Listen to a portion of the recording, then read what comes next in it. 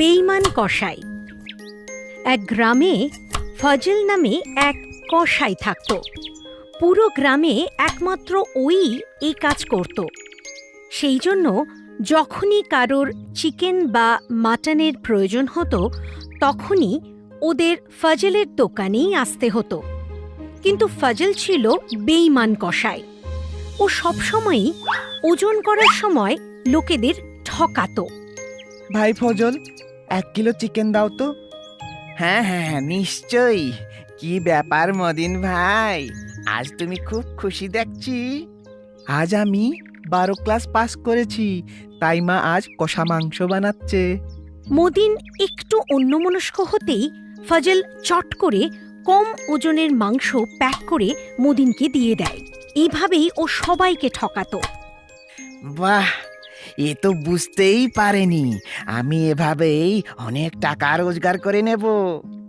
একদিন এক সেপাই ফজলের কাছে এলো। ফজল, কাল সকালবেলা মন্ত্রীর বাড়িতে 25 কেজি মাংসের দরকার আছে। এই নাও টাকা। কাল সকালবেলা সবার আগে মন্ত্রীর বাড়িতে মটন পৌঁছে দিয়ে আসবে। ঠিক আছে, আমি দিয়ে আসব। ফজল স্বভাব দোষে শুধু 20 কেজি মাংসের জোগাড় করে মন্ত্রীর বাড়িতে দিয়ে এলো। তুমি ফজলকে দিয়ে ক কেজি মাংস আনিয়েছিলে? 25 কেজি হুজুর। তাইলে মাংস কম হলো কি করে? এর আগে অন্য গ্রাম থেকে 25 কেজি মাংস আনিয়েছিলাম, তখন তো মাংস অনেক বেশি ছিল।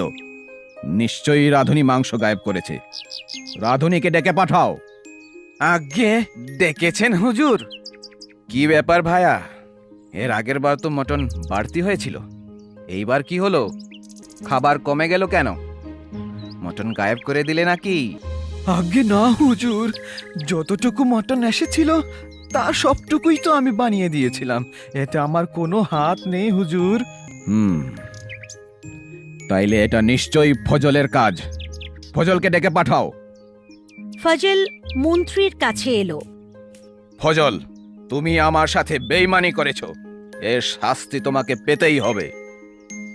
দোহাই হুজুর, আমায় ক্ষমা করে দিন, আমি আর কখনো এরকম কাজ করব না।